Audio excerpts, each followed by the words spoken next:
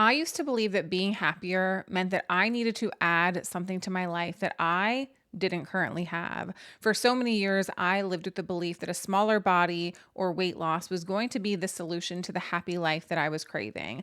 But I was wrong. You know how I know? Because I achieved that smaller body and yet I was left feeling empty. And when I realized it wasn't the smaller body that I needed to be happy, I started to move on and wonder, maybe it's a different job. Maybe it's more money. Maybe it's a new relationship. Maybe it's a bigger house. Maybe it's fill in the blank. If you are currently living with the belief that your happiness requires you to achieve something outside of yourself, today's episode is going to teach you exactly how you can tap into the happiness that you are craving right now. There are 5 decisions that I've made over the last several years that brought me instant happiness. So if you're wanting to learn how to tap into the happiness that you are craving, you're in for a treat inside of today's episode. Let's dive in. The first decision that I had to make was I had to stop waiting for my life to begin. I want you to spend a minute thinking about what you are telling yourself about happiness. What is it that you are waiting for? Maybe you keep telling yourself that you'll be happy when you lose weight, or maybe you keep telling yourself you'll be happy when you have more money, or maybe you keep telling yourself that you'll be happy when you have a better home or a new car or a different relationship. Whatever it is that you are telling yourself you will be happy when, you are currently depriving yourself of experiencing the feelings that you want right now. When the reality is, if you were to take a look at your life, like actually take a moment and look around at your life, I would be willing to bet that you are living a version of a reality that you once prayed for, but yet for some reason it doesn't feel like it's good enough. And you continue to delay the happiness that you are truly craving by telling yourself you're waiting for something else in life to happen before you can feel the way that you want to feel. You are waiting for your life to begin, but what you are failing to realize is that your life is actually happening right now. It is important for you to understand that your life is not waiting for you. It's actually happening without you. So, whatever the things are that you are waiting to achieve before you believe that you can be happy, I need you to understand that those things are not going to bring you long term, permanent happiness. Sure, they might bring you a moment of temporary joy and pleasure and excitement. But at the end of the day, how many things in your life have you already achieved that you believed were the answer and the solution to the happy life that you have been craving? But yet, for some reason, that happy life is not here right now as you expected it to be. And if that is the truth, that can you also believe it is true that the things that you are craving to achieve in the future, they're also not going to bring you the permanent happiness that you are craving. The second decision that I had to make, and this one was incredibly important, I had to stop arguing with my reality. And what I mean when I say that is I had to stop being upset about the fact that my life is what it is. At the end of the day, I know it is so easy to fall into the victim mindset where you live with this belief that it is just so incredibly unfair that things have happened to you. Maybe you didn't have the best upbringing. Maybe you didn't have the best role models in life. Maybe you didn't make the best decisions at every given opportunity. But at the end of the day, your reality right now is what it is, and it is important for you to accept it. I have been reading as a part of my 30 Days of Romanticizing My Life challenge a number of different books. And a couple of weeks ago, I just finished The Subtle Art of Not Giving a Fuck. And one of the things that the author talked about inside of that book that I found to be so impactful was understanding the difference between fault and responsibility. There are a lot of things in your life that have happened to you that are not actually your fault. If you were abused as a child, not your fault. If you were abandoned by your parent as a child, not your fault. If you were not taught certain things that you needed life skills in order for you to thrive, not your fault. But at the end of the day, it is your responsibility to take ownership of the life that you have been handed and make the necessary decisions to change the life that you have in the way that you crave. Your future is yours to create. And so many of us are stuck living in the past, being upset about the things that happened to us that were just simply not fair. And at the end of the day, not our fault. But are you going to continue to give your future to your past? Are you going to continue to allow the things that you cannot change that are behind you to write the chapters of your future. You have to stop arguing with your reality. Acceptance is the first step to creating change in your life.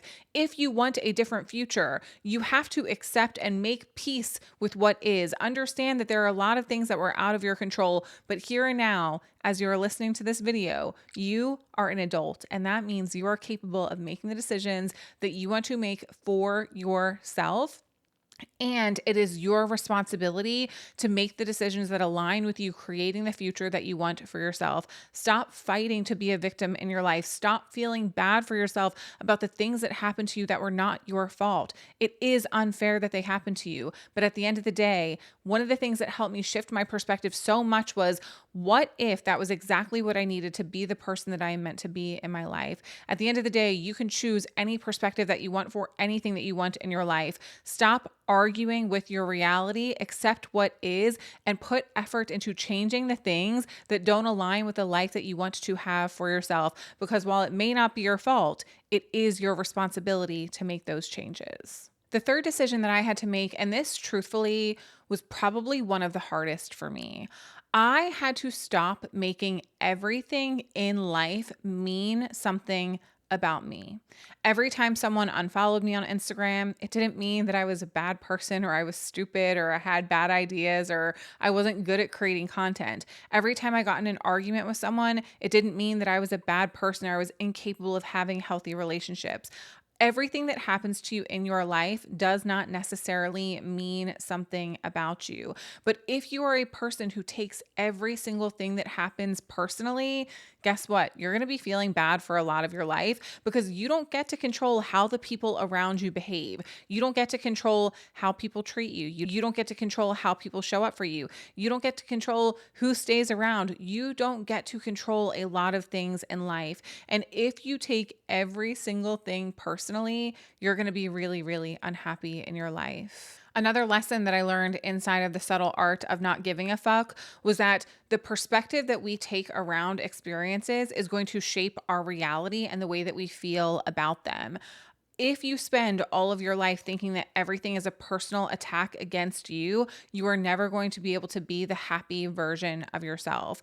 One of the stories that the author, I think his name is Mark Manson, told inside of the book, I'm probably going to butcher the story a little bit. I 10 out of 10 recommend this book if you're looking for an amazing personal development book that can help you look at the world and your life just a little bit differently. I highly recommend reading it. One of the things that he talked about in this book was your perspective around different scenarios and situations in life. And he said, imagine that you were forced, someone came to you today and said, you need to run an ultra marathon, 26.2 miles, whatever it is. You need to run a marathon or your entire family is going to be murdered. You would literally be like, oh my God, this is the worst thing in the entire world. I've never run a day in my life. I don't even own running sneakers. How am I supposed to run this marathon? You would feel very different about running that marathon if you made the decision today that you wanted to become an athlete who runs marathons and you went and you bought a nice pair of running sneakers and you trained for 6 months before you went to run. You would have an attitude of excitement about this. Same exact person, you, same exact situation running the marathon, but the perspective in which you are approaching them is very, very different. Now, obviously, this is an extreme example, but it does show you that when you choose to look at things from a different perspective, you are going to feel differently. And what he went on to say, his intention behind this was talking about problems that are created for us and problems that are created by us are taken with a different mindset. If someone places a problem on your plate, you're probably going to have an attitude about it. If you place a problem on your plate because you're choosing to look for a solution, you're going to be excited about solving that problem. You're going to be excited about moving forward. It is important for you to recognize that your perspective is a choice. Not everything that happens in your life is a personal attack against you. And when you can learn to believe that not everything is personal, you can move through your life with so much more confidence and get through the bad things that happen so much more quickly because you're not making every single problem mean that you're the worst person in the entire world who is never going to be happy and never going to be successful. The fourth decision that I had to make was I had to stop trying to earn love, not only from myself, but also from other people. At the end of the day, one of the things that has made me incredibly happy in life is allowing people to be exactly who they are and move exactly how they want to move in life, while knowing that how they choose to show up for themselves and for me in life is not a reflection of the love that I am worthy and deserving of having and feeling in my life. When you convince yourself that you have to earn love from other people by performing for them, by bending over backwards for them, by being a doormat for them, you are telling yourself that you are only worthy and deserving of love when you show up in a very specific way. And when you believe that to be true when it comes to the love that you receive from other people, guess what you're also telling yourself? I am only worthy of receiving love from myself as a reward for being a certain type of person. Love is not a reward. You do not have to perform to feel love. You do not have to be something other than what you are right now to feel love. You do not have to be a people pleaser in order to earn the love from other people that you are craving to feel in your life. But this starts with you deciding that your love for yourself is unconditional. I am a firm believer that we show people in life how we will accept being treated. And a big part of that is showing people how we treat ourselves. If you show other people that you don't keep commitments to yourself, they're going to think that they don't need to keep commitments to you. If you show other people that you disrespect yourself by calling yourself names and treating yourself poorly, they're going to think that it's okay for them to treat you the same way. You need to set the example of how you are willing to be treated by the way that you show up for yourself. So stop living with this mindset that you need to earn love from yourself and earn love from other people. Your love for yourself should be unconditional. It should not be dependent on your productivity. It should not be dependent on your achievements. It should not be dependent on your success. It should not be dependent on your body. It should not be dependent on the amount of money in your bank account. Your love for yourself should be unconditional. How can you offer others in life unconditional love while at the same time feeling as though you need to earn love from yourself, and you only get to love yourself when you're rewarding yourself for being a certain type of person? If you want to live a happier life, learn to create a love for yourself that is completely unconditional and watch how your feelings and mood change. And the fifth decision that I needed to make in order to start instantly living a happier life was to decide that happiness is not something that I am going to find. If you believe that you are going to one day trip over a pile of happiness and land face first in it, you are wrong. You are not going to find happiness. You may find temporary feelings of joy and excitement and happiness through people and through experiences. If you love going to concerts and you go to your favorite artist concert, sure, you are going to be happy in that scenario. If you are looking for love and you meet the love of your life, certainly you are going to be happy when you meet that person. When you think about the day to day of your life, those big moments, meeting the love of your life, going to your favorite concerts, buying your dream car, getting the promotion at work, those moments are so few and far between. They happen what? Every couple of weeks, every couple of months, maybe a little bit longer, maybe a little bit more frequently, depending on your lifestyle. But at the end of the day, if you are looking to feel happiness on a day to day basis throughout the course of a random Tuesday, then you need to understand that happiness is not something that you are going to trip over and face plant into. Happiness is something that you have to decide that you are capable of creating within yourself. It is incredibly important, if you want to be a happier and more positive person, for you to take your power back. Whatever the things are that you have handed your power over to, a different body, more money, a new relationship, new friendships, whatever it is, if you have handed your power to feel happiness over to other things, I need you to right now decide that you're going to reach out and snatch that shit back. That power is yours and it lives and belongs nowhere other than inside of you. You deserve to understand that you are the creator of how you feel. You are the creator of how you feel. When we hand our happiness over to other people, it becomes conditional. It becomes something that we are then no longer able to actually dictate and control, because how do we control the way that other people are moving? We can't. How do we control the way that other people are showing up? We can't. If you want to be happy, you have to understand it is not something you find in something outside of you or someone outside of you. It is something that you learn to tap into and create within yourself. And the number one thing that helped me create more happiness in my life was choosing a perspective of good.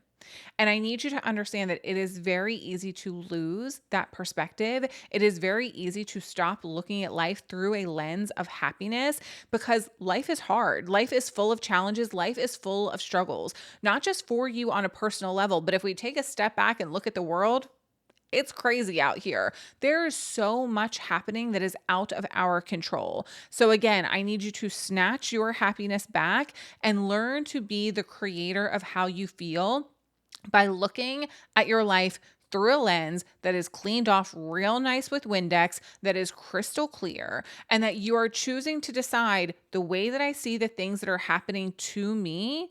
I'm going to decide that they are happening for me. I'm going to decide that every single thing that happens in my life is keeping me on the path that I am meant to be on. And this can be incredibly challenging because at the end of the day, hard things happen. Heartbreak happens. There are moments where, again, we sit and we think, why do I deserve this? Why is this happening to me? Not everything that happens to you is your fault. But again, it is your responsibility to decide that I am going to look at this through the most positive lens that I possibly can. I'm going to take the lessons from this and apply them moving forward. And I'm going to find a way to believe that everything that is happening in my life is keeping me on the path that is meant for me.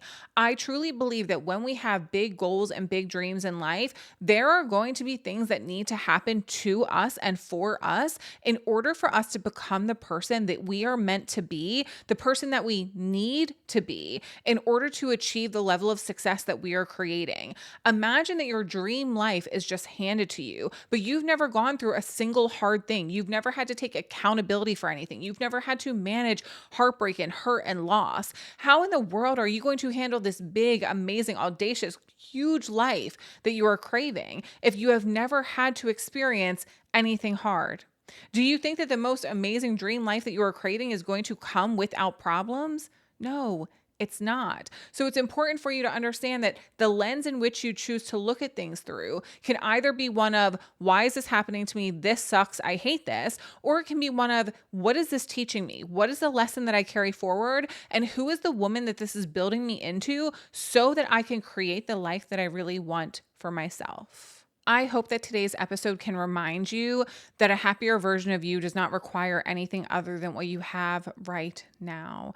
And at the end of the day, it is a choice for you to decide that you're going to look at things differently. And it is a choice for you to decide that you're going to show up in your life as a happier version of yourself. Sometimes becoming the woman that you want to be has nothing to do with acquiring more, and it actually has to do with letting go of the things that are no longer serving you. So I want you to ask yourself today, what decisions do you need to make in order to be a happier version of yourself? And make sure that those decisions don't require anything additional in your life. Small mindset shifts that you can make right now today that will help you see life differently and help you wake up as a woman that you are proud to be. I love you guys so very much. Thank you for tuning in to another episode of the Queen of Pep Talks podcast. If this episode resonated with you, it would mean so much if you subscribe to the channel, like this video, and left a comment letting me know what your biggest takeaway is. I love you to absolute pieces, and I will talk to you next week on a brand new episode here on the Queen of Pep Talks podcast. See ya.